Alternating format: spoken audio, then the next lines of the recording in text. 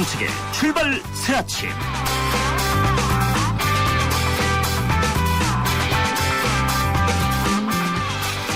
서울 하늘에 다시 황사가 몰려온다고 합니다. 짙은 안개가 자주 출몰하기도 합니다. 지금 서울은 옅은 안개에 덮여 있습니다. 청취자 여러분 안녕하십니까. 출발 사침의 전원책 변호사입니다. 안개에 쌓여있는 세상이 좋아 보이는 건 도시의 상처가 안개 때문에 보이지 않기 때문입니다. 우리가 화장을 하는 것도 상처와 세월을 감추려 하기 때문이죠. 그렇습니다. 인간은 늘 상대에게 무언가를 감추고 사는 존재입니다. 그리고 그렇게 감춤으로써 상대에게 예의를 다한다고 믿고 있죠. 그러나 이 세상에서 끝까지 감출 수 없는 건 있습니다. 그게 바로 진실입니다. 진실은 그래서 무서운 겁니다. 4월 11일 목요일 순서입니다. 새정치민주연합이 어제 기초선거 공천 폐지에 대해 국민 여론조사와 당원 투표를 했습니다. 어떤 결과가 나올까요? 여당 역시 바빠졌습니다. 새누리당은 어제 서울시장 후보들 텔레비전 토론회를 열었습니다. 오늘은 새누리당 전략을 살펴보겠습니다. 잠시 뒤 일부에서 김정은 전략기획본부장을 연결합니다. 북한이 어제 김정은을 국방위원회 제1위원장에 제추대했습니다. 본격적인 유일 영도 체제가 열리는 겁니다. 일부에서 강명도 경남대 교수를 연결합니다. 일주일 새 전자발찌 착용자 2사람이 도주했습니다. 현재 전자발찌 착용자는 무려 1826명인데 그 관리 실태는 대단히 부실합니다. 3부에서 전문가 의견 듣겠습니다. 매주 목요일은 한 주간의 주요 이슈를 살펴보는 이슈 포커스를 준비합니다. 전원책의 출발 사진 출발합니다.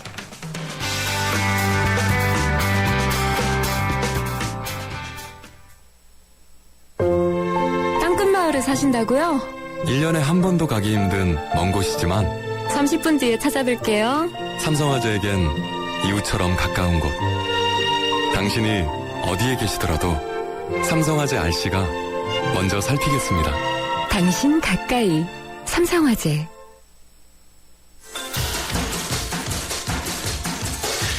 뉴스의 흐름을 짚어드립니다. 뉴스의 가치를 열어드립니다. 출발 새아침 뉴스 브리핑. 예, 주요 뉴스를 살펴드립니다. 이종훈 박사 스튜디오에 나왔습니다. 어서 오십시오. 네, 안녕하십니까. 예, 오늘 아침 신문 헤드라인 어떤 것들이 있습니까? 네, 보안 전문가 아내도 알고도 속은 피싱. 은행 유출 정보로 대출 사기 당했다. 예, 은행 그 정보 유출 관련한 그런 내용이 있고요. 국방과학위원 해킹, 군 기밀 수백 건 유출. 뭐 이거 지난달부터 이 국방과학위원 이 해킹 설이 지금 계속 돌고 있습니다. 예. 북한 무인기 이용한 생화학 공격에 대비한 한 미군 대책회의. 예, 그리고 필리핀서 한인 유학생 피살 올해만 4번째 이런 내용입니다. 예, 금융정보 2차 피해. 정말 참 심각합니다. 네. 이 보이스피싱이 워낙 맞춤형으로 되다 보니까 그러게요. 알고도 예, 알면서도 속는다 이런 말까지 나오고 있거든요. 꼼짝없이 속게끔 그렇게 이번에 예. 보니까 돼 있더라고요. 그런데 해당 은행이 피해자 보상에 나선다면서요? 네, 그렇습니다. 뭐 이번에 이제 그 사고 뭐 다 아시겠지만 유출된 고객 정보를 이제 활용해서 해당 예. 고객들에게 연락을 해서 고금리 대출을 저금리 대출로 바꿔주겠다. 이렇게 완전히 은행 직원처럼 행사를 했다 그러죠. 그게 시티은행이죠? 네, 그렇습니다. 그래서 2차 피해가 이제 현실로 드러난 거고요. 이 시티은행 측이 개인정보 일부가 보이스피싱에 이용된 사실을 일단 인정을 했습니다. 그러면서 2차 피해에 대해서는 사실관계 확인하고 법적 검토를 거쳐서 당연히 보상하겠다 이렇게 지금 밝히고 있습니다. 전액 보상한다. 예, 이런 얘기네요. 이렇게 이제 원인이 어디에 있었다는 것이 곧장 밝혀지는 이제 스미싱 피싱이라든지 보이스피싱이 있는 반면에 네. 이게 드러나지 않고 범인조차 잡지 못하고 있는 것이 90%가 훨씬 넘지 않습니까? 그렇다고 봐야 되겠죠. 예. 네. 어떻든 이번에 적발된 것이 전부가 아닐 가능성이 높다. 예. 시티은행 이번에 유출된 대출 정보만 하더라도 그렇죠. 네, 그렇습니다. 예. 이번에 드러난 피해자가 10명입니다. 그런데 이들이 범행에 활용했던 그러니까 근거 자료가 된 시티은행 유출 대출 정보는 1972건으로 이렇게 알려지고 있어요. 그런데 실제로 전체 유출, 그 시티은행에서 유출 건수는 34,000건이거든요. 그러면 결국 아직 확인되지 않은 2차 피해가 훨씬 더 많이 있을 수 있다. 이런 이제 추정이 가능합니다. 예, 시티은행에서 또 유출된 개인정보만으로도 이 정도라면 카드 3사에서 유출된 개인정보는 훨씬 더 또 양이 많지 않습니까? 예. 그러면 2차 피해는 더 많을 것으로 보는 게 오히려 더 자연스럽지 않나 이렇게 여겨지고요. 사실은 거의 모든 금융기관에 모든 정보가 다 빠져나가 있다고 봐야 네, 될 텐데. 그렇습니다. 그래서 우선 당장 카드 3사 고객 정보 유출만 하더라도 그 당시에 사법당국이나 금융당국이 2차 피해 가능성은 거의 없다. 네. 이렇게 했지 않습니까? 그렇죠. 결과적으로 거짓말을 한 셈이 돼버렸습니다. 예. 그때 뭐 거의 1억여 건 유출되지 않았습니까? 검찰도 수사 과정에서 이게 모두가 회수가 돼서 외부에 유출되지 않았다 이렇게 반복해서 강조하기도 했었는데 그 이후 수사 과정에서 이 가운데 8천만 건 가량이 이 대출 중개업자한테 흘러나간 사실은 드러났죠. 예. 그래서 이미 그 2차 피해에 대한 우려가 이제 제기된 바가 있는데 이번에 이제 실제 피해 사례가 나왔기 때문에 글쎄요. 이거 참 문제입니다. 예. 저희들이 그때 하나 참 궁금하게 생각했던 것이 금융위원장, 금융감독원장 이런 감독기관에서 책임을 지는 분이 아무도 없어요. 네. 예. 당사자라고 할 수 있는 카드 3사 사장단들은 다 물러났죠. 그렇습니다. 어떻습니까? 어제 신재윤 금융위원장이 국회에서 사과를 했다면서요? 예. 그나마 이제 사과를 했습니다. 예. 어제 국회 정무위 전체 회의 때인데 이 김정은 정무위원장이 지금도 2차 피해가 없을 것으로 확신하느냐 이렇게 질문을 하니까 2차 유출에 대해서 이후에 어찌됐건 송구스럽게 생각한다. 뭐 당시 검찰 수사 결과를 뭐 믿었다. 뭐 이렇게 좀 해명을 했는데 사과가 문제가 아니라 지금 말씀하신 대로 책임도 져야 되고 예. 또 그보다는 좀 더 근본적으로는 제대로 된 대책을 좀 내놔줘야 되는 거 아닌가요? 예, 우리 고위 공무원들부터 너무 관료화되어 있지 않느냐 이런 생각을 저는 자주 합니다. 어쨌든 이번에 보니까 유출된 개인정보를 가공까지 했죠. 네. 이게 사실은 이제 앞으로 더 문제일 것 같아요. 아, 조금 그래요? 전에 말씀하셨다시피 이제 맞춤형으로 이렇게 예. 접근해 들어오는 이게 사실은 무서운 거 아니겠습니까? 그러니까 꼼짝없이 당할 수밖에 없는 이제 그런 상황이 만들어지는 건데 이 건당 10원 내지 30원에 이제 유통되는 이름, 전화번호 같은 단순 정보를 일단 수집을 한 다음에요. 예. 거기에다가 생년월일, 성별 또 기존 대출금이 얼마고 또 이 대출과 관련한 뭐 상담 내용 뭐 이런 것까지 다 이번에 포함이 된 겁니다. 예. 그리고 뭐 향후에 얼마의 자금을 필요로 하고 있고 이런 것까지도 다 이런 추가를 다 해가지고요. 가공을 쫙 한 겁니다. 그래갖고 건당 10,000원씩 이걸 또 다시 팔아넘긴 게 또 드러났어요. 그러니까 이런 식으로 가공돼서 거래되고 있는 개인정보가 상당히 많을 것으로 이제 봐야 되는 거죠. 예. 그래서 유출된 정보가 이처럼 가공이 되고 또 여러 경로로 확산이 되고 어떻게 보면 이제 맞춤형으로 자꾸 이렇게 떠돌아다니는 이런 상황이 되면 3차 피해도 우려된다. 그런 얘기가 지금 나오고 언론에 있습니다. 보도되고 있지 않지만 지금 보이스피싱 맞춤형 예. 굉장히 피해자가 많다고 그래요. 사실은 저한테도 전화가 많이 오거든요. 예. 근데 보면 뭐 저에 대해서 어느 정도는 알고 이렇게 정보들이 다 맞춤형이죠, 요사이는. 예. 예, 그게 문제라는 겁니다. 무섭다는 생각이 좀 이러니까 당신 보이스피싱 아니냐 이렇게 물으면서 속아 넘어간다고 그래요. 그렇죠. 예. 네. 고맙습니다. 오늘 여기까지 듣기로 하겠습니다. 네. 지금까지 뉴스브리핑 시사평론가 이종훈 박사와 함께했습니다.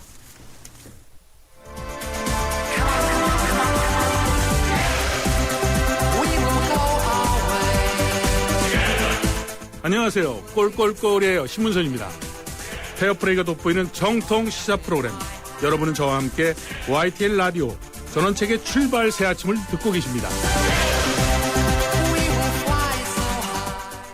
새정치민주연합이 기초선거 공천 여부에 대한 여론조사와 당원 투표를 어제 했습니다. 결론은 오늘 잠시 뒤에 나옵니다. 갑작스러운 회군, 회군이 아니라고 하지만 이 회군은 안철수 공동대표에게 상처가 될 겁니다. 그런데 이런 공천 폐지를 두고 벌어진 당내 분란을 해소하는 이익은 있겠죠. 여당은 본격적으로 단체장 후보 선출에 들어갔습니다. 이 새누리당 제주도에선 후보 선출을 위한 여론조사가 실시됐고 서울에서는 빅3 후보 텔레비전 토론회가 열렸습니다. 여당의 지방선거 전략을 총책임지고 있는 김재원 전략기획본부장으로부터 새누리당 입장과 전략을 들어보겠습니다. 전화 연결되어 있습니다. 안녕하세요, 김 의원님. 예, 안녕하세요. 예, 요사이도 많이 바쁘시죠? 이제 조금 쟁점들이 예. 진행이 되어서 조금 낫습니다. 예, 조금 여유가 생겼습니까? 예. 예, 그렇습니다. 예. 최근에 그난 한 달 동안 뉴스의 한가운데 있었는데 어떻습니까? 단체장 17개 중에 몇 곳에서 승리를 예상하십니까? 하여튼 저희들 그 숫자로 말씀드릴 수는 없고요. 예. 욕심 같아서는 휴전선을 마주 대하고 있는 강원도부터 예. 저 남쪽 바다 끝까지 있는 이 제주도 지사까지 예. 가능한 많이 승리하고 싶은 생각은 있지만요. 그러나 그 모든 것은 민심이 결정하기 때문에 저희들은 겸허하게 열심히 민심의 풍향계를 잘 바라보고 있는 그런 입장입니다. 예. 이 그동안 논란을 벌려온 기초선거 공천 폐지 문제, 이 새정치 민주연합이 이제 오늘 좀 이따 재결정 발표를 합니다. 안철수 공동대표가 이틀 전에 당원과 국민에게 물어보겠다 이렇게 결단을 내려서 어제 당원 투표와 여론조사가 있었는데요. 이번 야당의 그 재결정 이걸 어떻게 보십니까? 일단은 새정치민주연합이 출범할 때 새정치를 실천하겠다라고 국민에게 약속을 했고 새정치의 가장 큰 요체가 국민에게 약속을 지키는 모습을 보여주겠다 하면서 예. 기초선거 정당공천제 폐지를 실천하기 위해서 스스로 이제 무공천 약속을 실천하겠다라고 발표를 하고 국민에게 약속을 했지 않습니까? 그런데 당내의 어떤 선거에서의 불이익을 지적하는 목소리가 컸다는 것이죠. 예컨대 마치 규칙이 두 가지다. 자신들은 무공천이고 여당은 공천을 하니까 기울어진 운동장에서 뛰고 있다. 이런 핑계를 대면서 사실상 약속 파기를 위해서 지금 당내의 여러 요구에 하게 되니까 결국은 이제 어떤 회군할 명분을 찾기 위해서 지금 이렇게 국민의 뜻에 물어보겠다 또는 당원의 뜻을 물어보겠다 이렇게 지금 핑계를 대고 있는 것이거든요. 예. 이것은 사실 새정치민주연합을 출범시킬 때의 약속을 뒤집기 위해서 지금 하는 시도이고 그런 명분을 갖기 위해서 지금 여론조사라는 듣도 보도 못한 그런 핑계를 대면서 시작을 하는 것인데 저희들은 어쨌든 새정치민주연합의 결정에 왈가왈부할 생각은 없지만 좀 비정상적인 구도로 가는 것이 아닌가. 굳이 이런 명분을 댈 것이 아니고 예.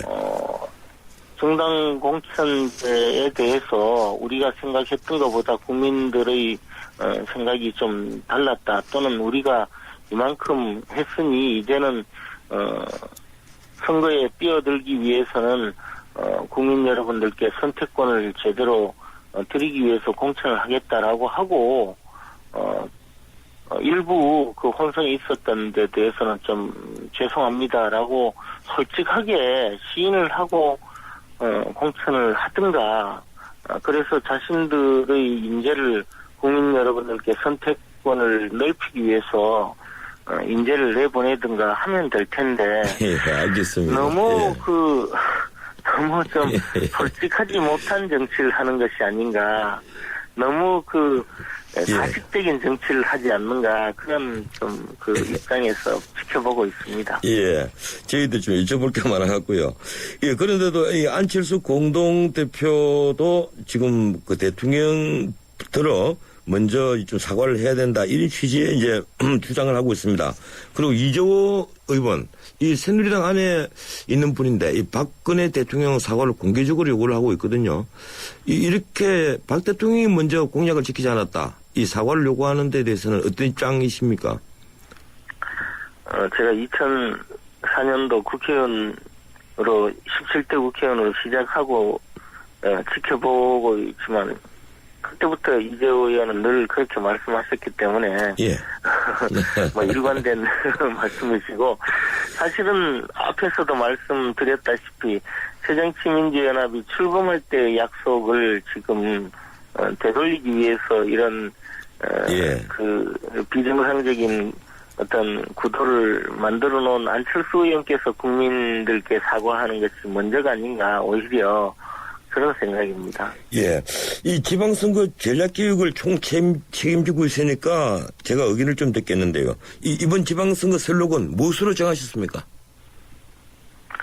그거는 굉장히 그 선거 구도에 중요한 전략이기 때문에 예. 지금 말씀드릴 수는 예, 없고요. 비밀입니까? 예, 알겠습니다. 예, 저는 엄청나게 중요한 전략이기 때문에 예. 말씀드릴 수는 없는데 어쨌든 저희들은 지금 이것이 이제 선거의 어떤 구도라든가 그런 선거의 어떤 형식이라든가 이런 문제의 그 어떤 기술적인 문제가 아니고 민심의 풍향기에 가장 맞는 그런 어떤 구호와 그런 또 전략과 그런 지금 홍보를 해야 되는 입장이라고만 말씀드리겠습니다. 예. 방금 민심의 풍향계라고 말씀하시는데 이번에 그 나이 드신 분들의 그 여론을 좌지우지할 이 기초연금 문제 이번 국회에서도 타결이 지금 어렵게 되고 있습니다. 여야정 협의체 협상이 계속 결렬됐고요. 어떻든 이번 지방선거 여당에게 부담으로 작용하지 않겠습니까? 어떻습니까? 당연히 여당에 부담이 되는 그런 상황인데요. 그러나 아마 야당도 좀 생각하셔야 될 것이 이 기초연금 문제는 사실 그 수혜자가 많기 때문에 그 어르신들이 과연 누구 때문에 기초연금을 받지 못하게 되었는가라고 그렇게 생각을 할 가능성이 많거든요. 그래서 이것은 여야 공동의 책임이지 여당의 책임은 아니다라고 생각하고요. 야당 입장에서는 모든 어르신들께 기초연금을 드리면 표가 더 많이 쏟아질 것이다라고 생각할지 몰라도 어르신들 대부분은 나라의 어떤 재정 형편을 생각해서 이 정도의 여당이 주장하는 이 정도의 시스템만이라도 충분히 그 어떤 기초연금 제도의 정착을 위해서는 수용할 만하다라고 생각하고 계시거든요. 그래서 이 문제는 그렇게 정략적으로만 생각하는 것은 잘못이다라고 저희들은 판단하고 있습니다. 예. 이 그동안 후보 선출을 두고 이 당의 방침에 대해서 일부 후보들의 그 불만이 나왔습니다. 제주도에서는 우금민 지사가 100% 여론조사에 반대를 해서 사퇴를 했고, 근데 어제 경북도지사 후보 경선에 나선 권오월, 박승호 두 후보가 또 사퇴를 했네요. 이 중앙당이 경선 일정 및 방식을 결정하는 과정에서 일방통행식 관행을 보였다. 어제 국회에서 이런 얘기를 국회 정론관에서 했는데 이런 표면적인 이유 어떻게 보십니까? 후보들 입장에서는 모든 후보들에게 만족할 수 있는 그런 경선 룰을 만들어드리면 참 좋겠지만 때로는 이제 우리 중앙당이 제시하는 그 보편적인 경선 규칙이 자신들에게는 도저히 승리할 가능성이 없다는 그런 규칙으로 받아들여질 수도 있거든요.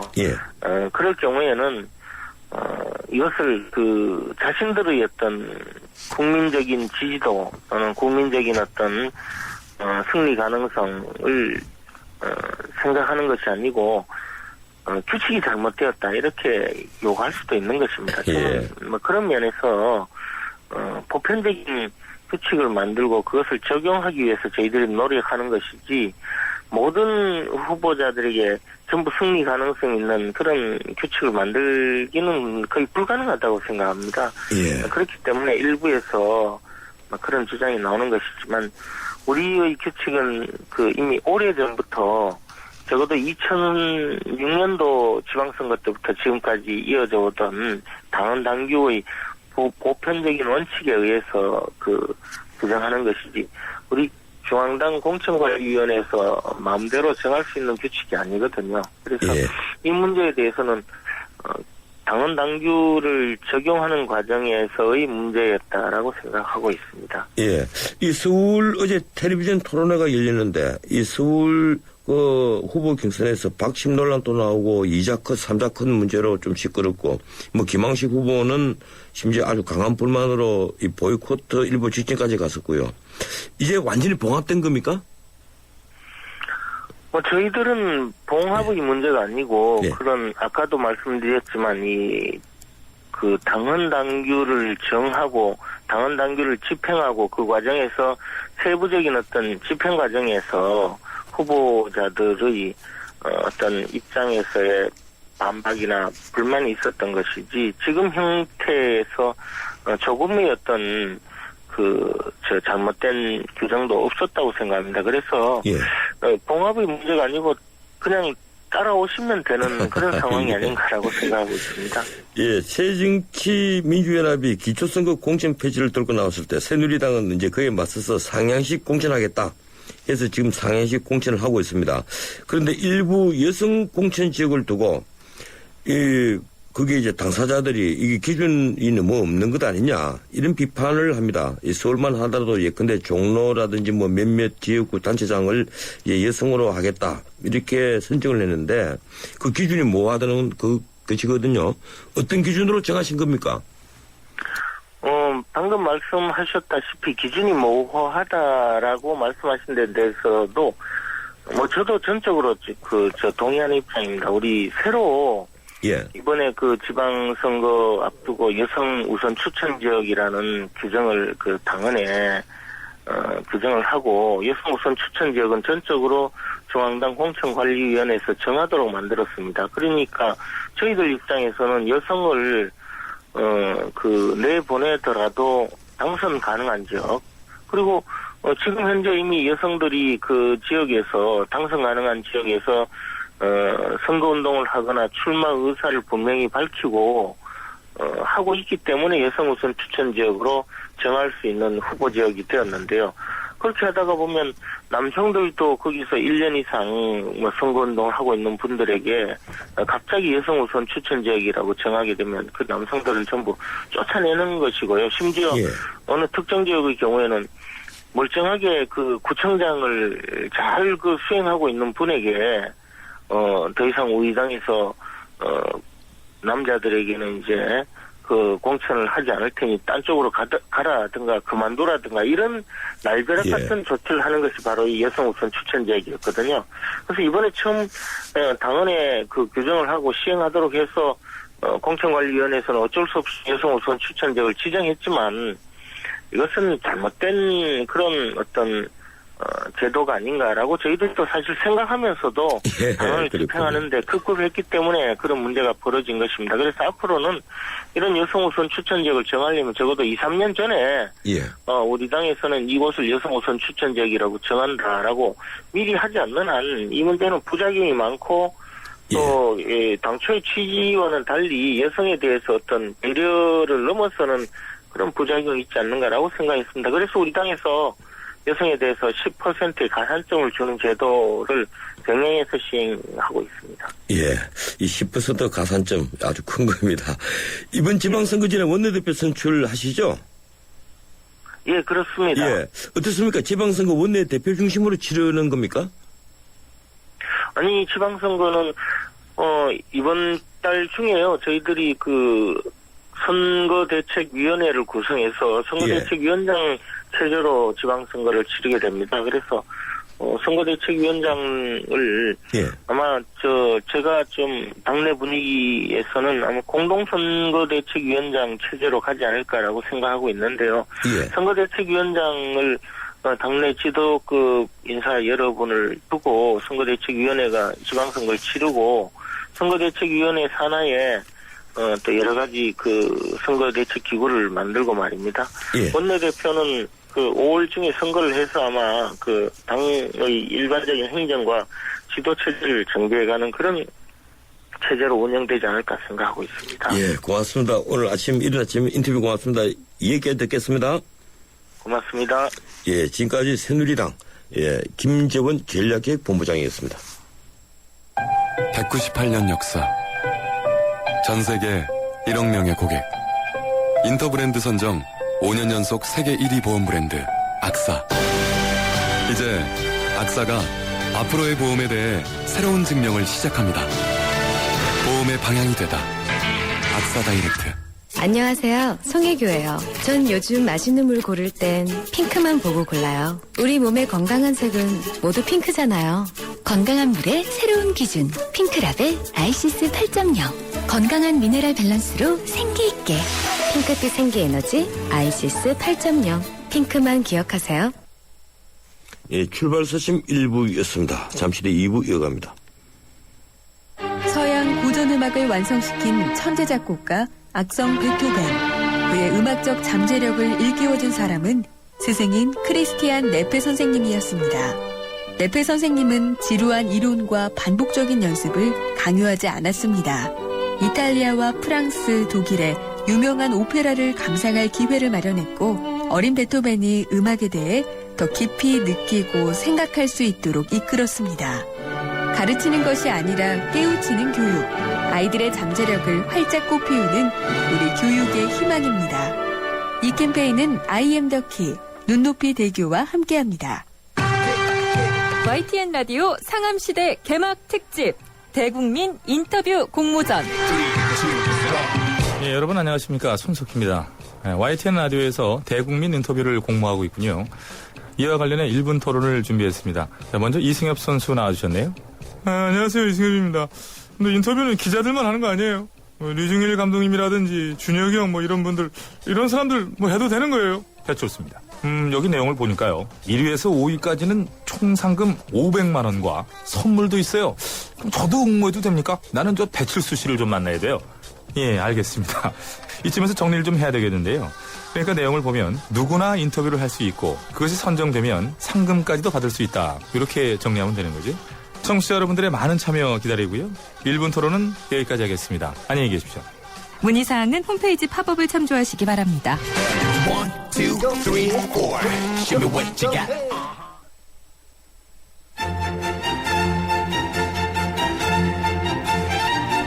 출근길 정통 시사 라디오 프로그램 YTN 라디오 전원책의 출발 새 아침. 예, 전원책의 출발 새 아침 2부 시작합니다. 지금 시각은 7시 35분 40초 됐습니다.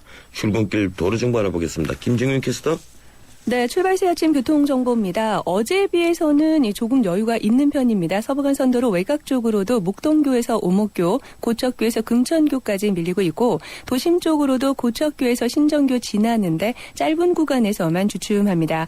국회대로 여의도 진입하는 데도 비교적 여유가 있는 편입니다. 현재 신월 부근에서만 양방향 서행 정도만 감안하시면 되겠고요. 어제의 경우는 동작대로가 사당 쪽으로 진입하는 데 정체가 심했었다면 오늘은 외곽 과천 쪽으로 교통량이 많은 편인데요. 사당 부근부터 밀리기 시작해서 남태령 지날 때까지 시속 30km 미만으로 이동합니다. 출발 새 아침 교통정보였습니다.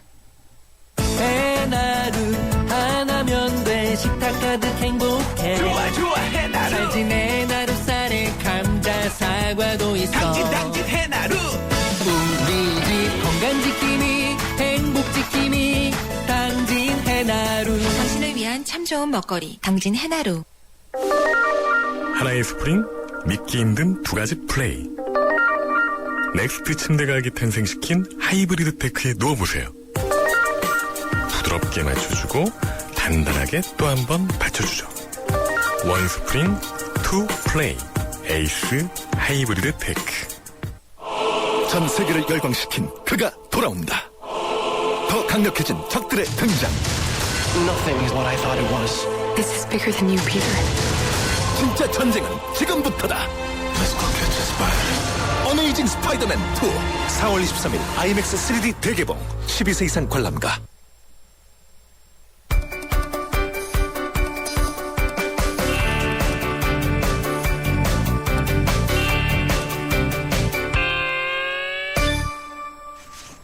예, 국제 뉴스 듣겠습니다. 중앙일보 국제부 강혜란 기자 전화 연결됐습니다. 강혜란 기자.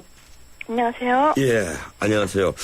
이 우경화 그리고 망언을 계속해온 일본의 아베 신조가 한일 정상회담과 관련해서 위안부 문제 해결을 선결 조건으로 삼는데 다시 한번 부정적인 태도를 보였군요. 네, 아베 신조 일본 총리는 8일 TV 프로그램 인터뷰에서 내가 일본을 대표하는 이상 나는 일본의 자긍심이기도 하다. 정상회담이라는 것은 대등한 입장에서 하는 것으로 하기 위해서 무슨 조건을 수용해야 한다는 식의 이야기는 응하지 않을 것이다. 이렇게 말했습니다.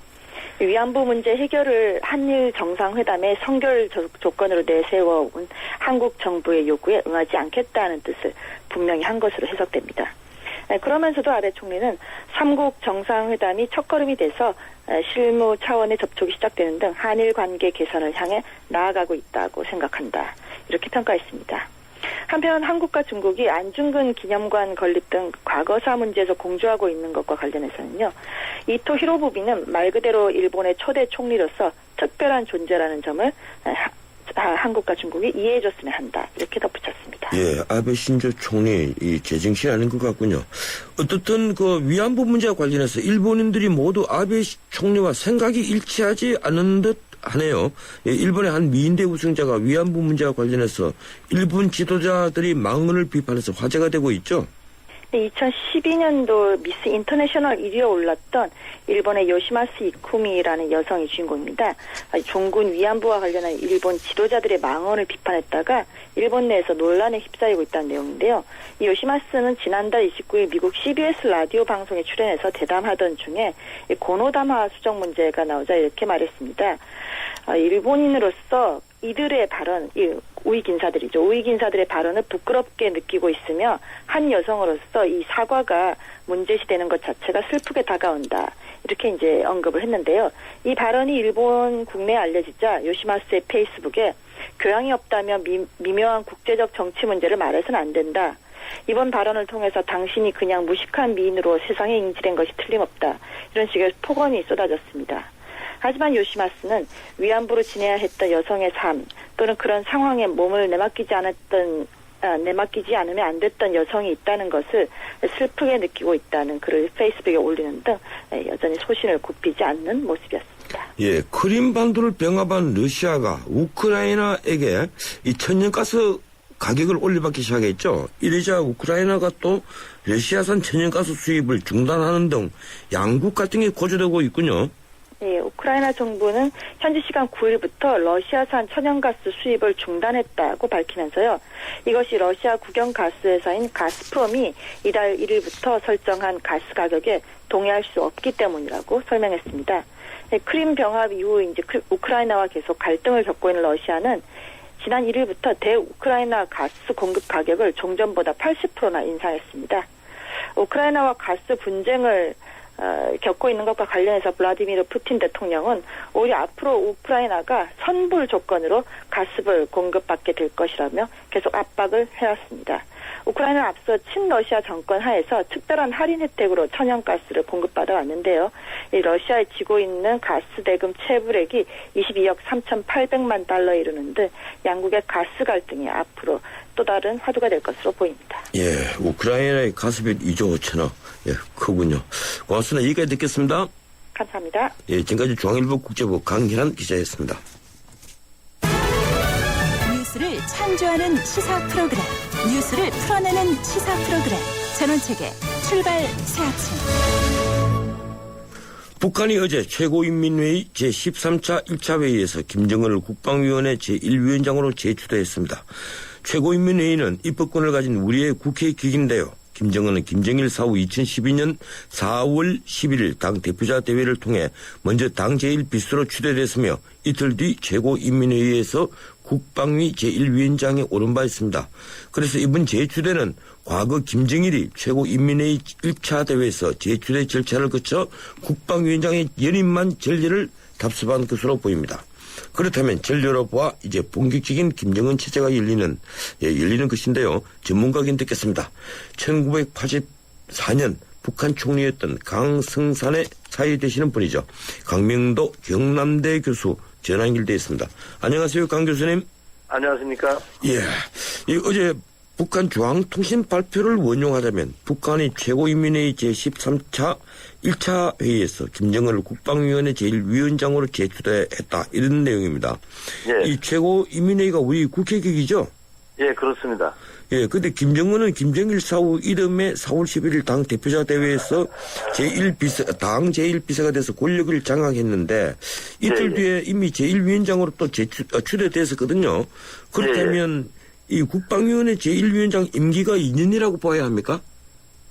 그러니까 국방위원회장 최고인민회의에서 원래 추대하는 건데요. 예. 우리 말하면 추인하는 건데 이번 13기 1차 회의가 14기 때까지 하는 거죠. 원래는 14기 때까지 해야 됩니다. 말하자면 김정일처럼 갑작스러운 유고가 상황이 발생하지 않는다면 14기 때 다시 또 추대하는 거죠. 예. 그러니까 저희들은 이제 임기가 전혀 없는 줄 알았는데 사실은 임기가 있다고 봐야 되겠군요. 그렇죠. 임기가 있습니다. 왜냐하면 최고인민회의에서 추대하는 거기 때문에 그 임기가 있습니다. 그러니까 이번에도 우리가 재추대했다고 하는 것이 임기가 없으면 재추대가 아니거든요. 그러니까 그때는 유고 상황이었기 때문에 국방위원회 제1위원장이 지금 최고 권력기관 아닙니까? 실질적인 대통령 임무 수행을 하는 것이 국방위원회 제1위원장이기 때문에 공속으로 놔둘 수가 없지 않습니까? 그래서 제1위원장을 먼저 최고인민회의에서 12기 때 추대를 했고, 그리고 이번에 13기 때 재추대했다는 것은 바로 이제부터 임기가 정식 시작된다는 걸 의미합니다. 김정일도 김일성 사후에 이 국방위원장이 오른 뒤에 다시 최고인민회의 1차 대회란 걸 열어서 국방위원장의 추대를 받았다고요? 공식화한 거죠. 그래서 이런 전례로 보면 이제 본격적으로 김정은 시대가 열린다 이렇게 봐야 되겠군요. 지금부터 이제 최고인민회의에서 모든 그 간부들을 다시 내각을 구성하고 국가 헌법도 이제 거칠 수 있는 그 회의가 바로 최고인민회의인데 김정은이가 올라와 가지고 최고인민회의가 13기가 첫 기수가 열렸기 때문에 지금부터 자기가 간부들을 다 재정비하고 이제부터 김정은 시대가 재정비가 됐기 때문에 이제부터 김정은 시대가 열렸다고 해도 과언이 아니죠. 어제 중앙통신에는 김일성, 김정일주의를 공화국의 유일무이한 지도사상으로 한다. 이런 표현이 등장을 하는데 이 김일성, 김정일주의라면 이른바 주체사상을 말하는 거죠? 그렇죠. 그렇습니다. 바로 김일성의 유일사상과 김정일의 유일적 연도체제를 계승한다는 겁니다. 그러면 이 주체사상, 김일성, 김정일주의가 서구 공산주의와 무엇이 다른지 이 청취자들을 위해서 핵심을 짧게 좀 말씀해 주시겠습니까? 이게 그전에 정통 공산주의, 말하자면 소련을 비롯한 동구 사회주의 나라들은 막스 레닌주의에 기초한 정통 공산주의였다면 사회주의 공산주의 리론이 바로 막스 레닌주의에서 나오지 않았습니까? 그렇죠. 그런데 북한은 그것을 부정한 것이 아니고 막스 레닌주의를 계승 발전시킨 사상이 바로 주체사상이라는 거죠. 즉 주체사상은 김일성 사상이고 김일성의 주체 이론을 발표한 것으로 되어 있습니다. 그러니까 독특한 이론이라고 하고 그래서 북한은 우리식 사회주의라는 말을 쓰는 겁니다. 그러니까 막스 레닌주의에 기초한 사회주의가 아니고 우리식 사회주의란 바로 주체사상에 기초한 사회주의라는 것. 다시 말하면 김일성 사상에 기초한 사회주의라는 것이죠. 그러니까 동구권 사회주의 나라들이 무너진 것이 바로 막스 레닌주의에 기초했기 때문에 무너졌다고 보고, 그러니까 자기들은 그 막스 레닌주의와는 다른 새로운 독특한 그걸 더 계속 발전시킨 김일성 사상을 중심으로 한 사회주의이기 때문에 우리식 사회주의라고 말하는 겁니다. 그렇군요. 어제 중앙통신에 또 보면 선군조선, 선군혁명 이런 용어가 자주 등장을 해서 선군주의를 강조하는 표현이 많았습니다. 이 김정일 사후에 군부 강경파의 영향이 계속된다고 볼 수 있겠습니까? 어떻습니까? 이번에 최고인민회의에서 발표된 주요 간부들 명단을 보면 기존의 간부들과 다른 것이 전혀 없다고 보거든요. 저희가 항상 이야기했던 것이 박봉주든 김영남이든 이번에 교체될 것이 아니다. 저는 그렇게 계속 주장을 해왔는데 그 주장의 근거는 687명의 최고인민회의 대의원을 선거할 때 새로운 사람들이 58%나 이제 개최됐다고 했지만은 기존 김일성 사람들, 김용남이도 최용림이도 다 김일성 사람들 아닙니까? 오국렬, 이용무 다 김일성이 때 있던 사람들이고 또 김종일이 때 이어받은 사람들입니다. 그런 사람들이 지금 하나도 교체 안 됐거든요. 다시 교체됐다는 사람은 딱 3사람밖에 없어요. 문경덕, 현철의, 백세봉. 이 3사람 외에는 100명 이상이 그대로 다 내려왔습니다. 그러니까 아무것도 바뀌어지지 않았다는 것은 선군 정치를 내세우면서 김정은이가 한 것이 딱 2가지가 있는데 하나는 이용호 정참모장을 숙청하고 하나는 자기 고모부인 장성택을 숙청했기 때문에 이 양대 고도를 하나는 당에서 40년 자리를 잡고 있던 사람이고 한 사람은 이용호 청참모장은 군에서 40년 동안 장성으로 있던 사람이기 때문에 상당히 세력화되어 있던 사람들입니다. 이 사람들을 다 숙청했기 때문에 지금 당장 이 많은 사람들을 다시 교체한다면 대혼란이 일어날 거거든요. 왜 대혼란이 일어나냐면 김용남이도 그렇고 최용림이도 그렇고 이런 오국렬이도 그렇고 이용무도 그렇고 이런 사람들의 자식들이 지금 중간 간부를 하고 있기 때문에 이 사람들이 숙청이 되게 되면 그 밑에 자식들이 또 문제가 되기 때문에 지금 단계에서는 김정은이가 숙청을 하고 싶고 자기 사람들로 젊은 사람들로 교체하고 싶어도 교체할 수 없다는 거죠. 예, 그러니까 다른 이 해설가 혹은 관측통들의 얘기보다 우리 강 교수님 이제 말씀이 맞은 것은 저도 인정을 하겠습니다. 이 심지어 이 최용해만 하더라도 실각설이 나돌기까지 했었는데 어제 부위원장으로 추대가 됐지 않습니까? 그래서 제 2인자 얘기가 지금 이제 계속 나오는데 이 최용해가 2인자로서 자리를 굳혔다고 보는 우리 일반적인 관측이 맞다고 생각하십니까? 예, 지금 형식적으로는 맞죠. 왜냐하면 최룡해가 모든 권력의 중심에 서 있기 때문에 김정은 다음에 권력을 많이 가진 사람이 바로 최룡해이기 때문에 형식상 보이는 것은 2인자가 맞다고 보지만 실질적인 2인자는 최룡해가 아니라는 겁니다. 자리로 권력을 차지한 걸 봐서는 2인자로 보이지만 언제 한순간에 날아갈지 모르는 자리인데 최룡해 자리도. 그러니까 실질적으로 2인자 자리는 김여정이라고 봐야 되겠죠. 아, 김여정을, 그러니까, 이 김정은의 동생인 김여정을 2인자로 보시는군요. 그렇죠. 왜냐하면 권력의 실세라고 봐야 되는 것이 최룡해를 물리치고 최룡해를 그 자리에서 내려오게 할 수 있는 사람이 바로 김정은과 김여정이기 때문에 저는 권력의 진짜 실세는 바로 김여정이라는 겁니다. 예, 그렇군요. 이 황병서 노동당 제1부장, 이 강경파로 분류되는 인사인데 군부 세력의 권력 변화는 어떻게 보고 계십니까?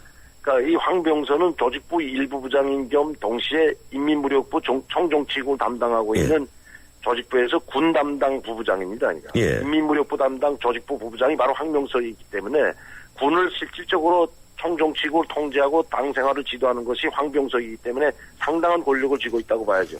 한마디로 말씀드리면 최룡해도 황병서에게는 어떻게 할 수 없는 위치에 있다는 겁니다. 예. 그러니까 군부를 좌지우지할 수 있는 핵심 당의 군부의 인사권을 한 손에 틀어주고 있을 뿐만 아니라 당 생활 지도까지 맡고 있기 때문에 황병서라는 인물이 상당히 중요한 위치에 있다는 거죠. 예. 이 북한이 그동안 육자회담을 희망하고 있다. 이런 보도가 계속 나왔었는데 올해 초 이 남북 화해 분위기가 좀 돌더니만 갑자기 미사일 쏘고 또 유엔에서 이를 비난하는 구두 성명이 나오자 북한 외무성에서 핵실험을 경고하고 나왔습니다. 과거 핵실험 3번 했을 때 전례를 보면 이번에도 핵실험 할 것으로 보는 분들이 많은데 어떻습니까? 우리 강 교수님 보시기에는요. 예, 지금 북한이 육자회담을, 조건 없는 육자회담을 들고 나오고 자기네들은 항상 육자회담에 참여할 준비가 돼 있다고 말로는 해왔습니다. 그러나 미국이나 한미일, 우리 한미일은 북한이 이러한 말보다도 손행동을 하지 않으면 육자회담이 할 필요성을 느끼지 않는다고 계속 부인해오지 않았습니까? 그러니까 중국도 우리 쪽을 편을 들고 북한 쪽의 입장을 지지하지 않기 때문에 지금 북한이 막다른 골목에 처해 있다고 하기 때문에 더 관심을 끌기 위해서 지금 미사일을 발사하고 로동 미사일과 같은 중장거리 미사일을 계속 발사하고 있는데 지금 북한은 사실 더 이상 어디 기댈 것이 없게 됐습니다. 지금 왜냐하면 북한을 좀 지지하고 입장을 지지하던 중국까지도 돌아섰다고 보기 때문에 북한이 완전히 국제사회에 고립되고 코너에 몰려 있다고 생각하고 있습니다. 그래서 그럴 때마다 북한이 도발을 한 것이 장거리 미사일이고 핵실험이었거든요. 그런데 이번에 4차 핵실험은 상당히 심중할 거라고 저는 봅니다. 그렇게 쉽게 하진 못할 거라고 봅니다. 왜냐하면 이번에 4차 핵실험까지 하게 되면 중국이 완전히 돌아설 수 있기 때문에 더 이상 코너에서 국제사회의 고립에서 벗어날 수 없다는 것을 김정은이도 잘 알고 있을 겁니다. 그러니까 이번 4차 핵실험은 그렇게 무모하게는 하지 않을 거다. 저는 그렇게 생각합니다. 예, 그러면 북한이 4차 핵실험 하면 일단 육자회담은 물 건너간다고 봐야 되겠죠? 이번에 4차 핵실험하면 물 건너가는 게 아니라 육자회담 자체가 해당국들 자체가 흔들릴 뿐만 아니라 육자회담이 깨질 수도 있다는 거죠. 예. 이 북한 것으로 보이는 무인기가 연달아 발견됐습니다. 북한 무인기 침공 어떻게 봐야 할까요? 그게 지금 참 정말 지금 심각한 상황인데요. 이게 지금 속대가 떨어졌으니까 망정이지 만약에 속대가 추락하지 않고 우리가 발견하지 못했다면 북한은 이런 걸 계속해서 들여보냈을 뿐만 아니고 기습으로 우리를 정말 원자력 발전소라든가 청와대를 기습했다고 하더라도 근거가 없이 또 그것을 누가 했는지를 우왕좌왕 천안함 폭침을 딱 연상케 하는데요. 천안함 폭침이 됐을 때 누가 했는지를 가지고 한 달, 2달 끌지 않았습니까? 그걸 해명하는데만. 지금 시간이 다 돼갔고요. 그렇죠. 그렇기 때문에 이 무인기 상황을 우리가 그냥 지나버릴 일이 절대로 아니고 여기 정말 만단의 준비를 할 뿐만 아니라 북한의 강력한 메시지가 필요하다고 봅니다. 고맙습니다. 오늘 여기까지 듣도록 하겠습니다. 고맙습니다. 네, 감사합니다. 예, 지금까지 강명도 경남대 교수였습니다. 우린 온라인으로 펀드를 사지 다양한 펀드를 만나지 어디서? 에이블 펀드 마켓 전문가의 컨설팅을 받지 펀드 수수료 50% 할인되지 온라인 펀드 생활의 시작 12월 31일까지 홈페이지 참조. 에이블 현대증권. 원금 손실에 유의하세요. 두통 탈출 한잔 쇼. 요즘 애들 숙제 받으느라 머리가 너무 아파요. 애들 숙제는 펜으로 절, 두통은 펜잘로 절. 아, 잘하면 풀리는군요. 두통의 절, 빠르게 절, 펜잘기가 딱인 거죠. 생리통엔 펜잘 레이디. 여행 수수료가 생각보다 크더라고요. 4명 수수료면 얼마가 더 이익인데요. 고객을 위한 합리적인 생각이었기에 6개월 내 이용 고객 중 76%가 다시 찾고 싶은 여행사로 참 좋은 여행을 뽑아주셨습니다.